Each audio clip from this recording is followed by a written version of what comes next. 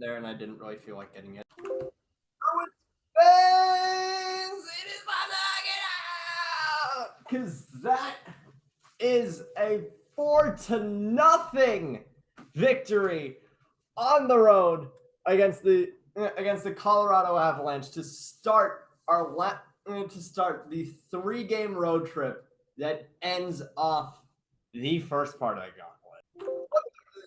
Welcome back into the net, everybody. I'm your host, 100 Bex, and I gotta be honest, even though I knew for a fact that the Avalanche were injured. I knew. Shoot, we saw Arturi Lehkonen get hurt in that game like 4 days ago against us, where we beat them 5-1. But I knew that the Avs were hurt, but in this game they started their 34th player to play a game in this season, and making them tied with the Blue Jackets for the most players put on the ice in so far this season. Blue Jackets, let's just see how they did. Oh, great. Their entire team got outscored by Tage Thompson. And even though their team scored 4 goals. As a quick aside, I kind of want to say that Tage Thompson so far, Tage Thompson in just the past, in just this season and last season, has sort of made up for the lackluster return Buffalo got from the Ryan O'Reilly trade, and who knows, he may even show that Buffalo wins this trade in the long run. But that's another story for another team for another day. I told that no. Anyway, no real changes to the Bruins lineup except for on the fourth line we end up taking out AJ Greer and slotting in Craig Smith, a player who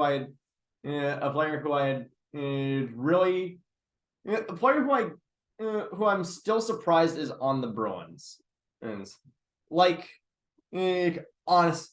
truly, honestly, we've been talking about Carlo being having the work. We've been talking about Carlo being having like an albatross of a contract, and while I think that he deserves something, he doesn't deserve $4 million. That's all fine and good. We are paying Craig Smith $3 million this season to be a healthy scratch. It's like, oh my god! At this point, just bring up Fabian Lysell. Come on. We all want him. We all want him to come up. Just give him a shot. Especially because they play the same position. They're both right wing. But for real, get rid of Craig Smith. Just get rid of Craig Smith, please. If you're gonna ship anybody off during the trade deadline, just package Craig Smith with him. Carlo Smith and like a third for Matthew Nyes. Who's gonna say now? That isn't Kyle Dubas or Don Sweeney. Anyway, and immediately something's wrong. I wonder. Go back to the footage. I'm pretty sure you can find it somewhere. You can immediately tell that something's wrong. And it's that usually Jack Edwards has to almost has to talk over everybody else in TD Garden. We go to Ball Center and it's just dead silent. This is one of the least lively hockey games that I've seen so far this season. and like how are you guys this like dead? Dude, you guys won the cup last season. You guys won the cup last season, and you guys have the best power play in the league. You have the best defenseman in the league who can realistically be put on the onto the second line in as a forward and be put on the first penalty kill unit, and literally nothing about his game would change. And what's wrong? What's wrong? Out there that I love Cale Makar, but you know it's true. You know very well that Cale Makar could 100% be put onto a forward line in Colorado's top six.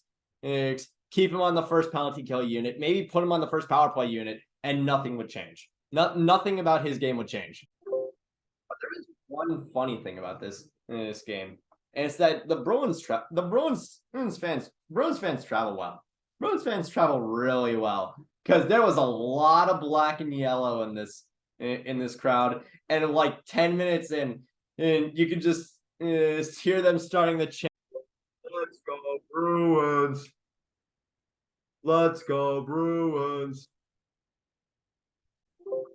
First period isn't really all that lively. The Bruins get the first jump. The Bruins get the first jump. They get like the majority of the good shifts. If Abs take 2 penalties, is Charlie McAvoy ends up going for interference. And it's 30 seconds into the second one, which was Andrew Cogliano going for hooking. Takes us to the end of the first period. After the 4-on-4 is killed, Pasternak gets absolutely drilled into the wall by Dryden Hunt, and Nosek takes this up as an opportunity to try and knock some sense into Hunt, and he gets his shit absolutely rocked. It was a very clean hit, which sort of just which brings me to this one issue that I've been having with the NHL as of late. Not every big hit needs a retaliation. This isn't even like strategically fighting someone where like you could argue that he got in a fight with someone. That's 5 minutes for each of them. They can. That's 5 minutes for each of them. So we lose a bottom line forward who's going to do nothing, and they lose a really good player. No, you got rid of Dryden Hunt. Congratulations, you got rid of Dryden Hunt, and you got a 2-minute penalty for slashing. Yeah. Great job, Nosek. And this is a problem specific to Nosek. This is a problem that has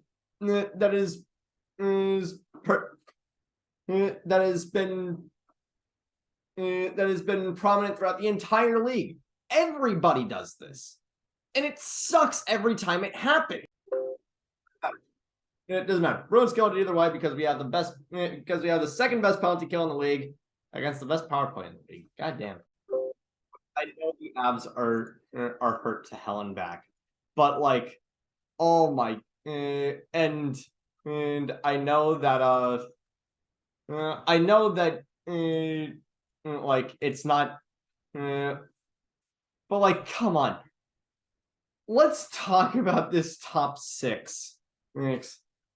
Because you got Newhook, because you got on the top line Newhook on the left, Rantanen at center, and Charlie Hooten on the right wing, and that's your top line. And then on the second line, you got Cogliano, Comfort, and Logan O'Connor. How? I mean, let's also just go down their injuries. You got Landeskog, Helm, Nichushkin, and Josh Manson all out, all on the IR. Landeskog hasn't played a single game all season in recovering from, I can't remember what it was. Nathan McKinnon Bowen Byram and Evan Rodriguez all out, and Arturi Lehkonen in listed as day-to-day after that McAvoy tussle. Oh, did not play tonight. Anyway, about halfway through the second period, Krejci has the puck behind the net. He dishes it to Pasta's office. That's essentially what I'm calling that's essentially what I'm calling in the face-off circle. That's just Pasta's office. And he does the Pasta thing. He just freaking sends it to put the Bruins up 1-0. I know you got blown out tonight, but honestly, I don't even think that you guys. I don't even think that you guys should even be mad at freaking who is it? Alexander Georgiev. This is just. This isn't something to get angry at. This is just something to just. If only we weren't injured. Anyway, a few minutes later, the third line has quite possibly one of the best shifts that I've seen them have all season. That I've seen them have all season, and especially with COL just knocking the puck out of the air, just barely keeping it in the offensive zone. Just dropping it off for Freddie for him to only for him to take it back. COL has the puck. He's going up. He passes to the middle, where Hall just taps it right in and to put the Bruins up 2-0. Then the Avalanche get their best opportunity of the night with a pass to the middle right on Mikko Rantanen's stick, and he just can't settle it. It's right there. Olmark is just barely out of position, and he just can't put it on net because Forbort also just comes in and just pokes it away. Just going full Mighty Mouse, like, here I come to save the day. We go on to the third period, and Sam Girard goes for tripping pretty early on in the Avs kill. I'm not gonna lie, I don't have notes for the third period because a little bit after the third period started, my family called me, and it's been a little bit since I've talked to them. You know, last few weeks of the semester, last few weeks of the semester kind of stuff. Just making sure all the ducks in a row before finals. Minimal distraction. But I do remember while I was on the phone, something quite scary happened. Did you miss me? Taylor Hall passes the puck right up to the middle to Trent Frederick to just blast through traffic and score. But I think the real star of this play was Charlie Cole setting just a beautiful pick to give Hall the passing lane for this one.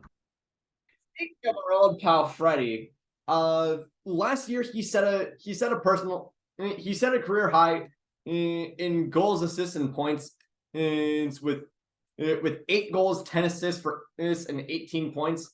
We're only a quarter of the way. We're just over a quarter of the way through this season, and he's already on pace. This kid is on pace to have a 20-goal season. This kid is on pace to have a 20-goal season. I don't know if he's gonna do it. This is for sure gonna be the season where he cracks double digits in goals. There's no doubt about it. But the fact that Trent Frederick might end up being a 20-goal scorer by the end of the season is just incredible, and it's just like amazing because he finally gets some good progression. Progression and development. Take him over, and you don't ask that question. It's not important. Party Cooper. Anyway, later on Taylor Hall not content with just one goal, it becomes the second Bruins player with two goals against. Hold on, wait. Pasta had 2 goals against the Avs. Is on the third. Okay, so Taylor Hall becomes the third player on the Bruins to have two or more goals against the Avs this season in just 2 games, and he with a beautiful with just a fantastic forecheck from DeBrusque to give him a wide open breakaway, and he just pots it past Georgiev. At that point you can just hang it up. It's I don't even bother to pull Georgiev, and they lose 4-0. But come out of this with 2 points after the last night, after the shit show against Vegas. This is good. I know that this game was kind of going to be a toss. This one was going to be a layup because of how many injuries they're dealing with. And next one is also going to be a layup because it's Jacob Chikrin. It's not Jacob Chikrin. They don't have Jacob Chikrin. They have Jacob Chikrin. It's just that Jacob Chikrin, I think, is injured. It's the Coyotes. I think the reason why I said Jacob Chikrin is because he's the only player of note on the Coyotes. And on Sunday, we got a rematch against Vegas. Great. I love going against Vegas again. It's gonna be fun. This is gonna be a fun time. Have a better first period. For me tonight, thank you all so much for watching. Click like if you like. Click subscribe if you really like. Up there is my most recent video, and down there is my Twitch.tv, as well as Tampa Bay Thrives. Check them out. Donate to help kids struggling with mental health issues and with body image issues. I will see you guys again on Friday. Take care.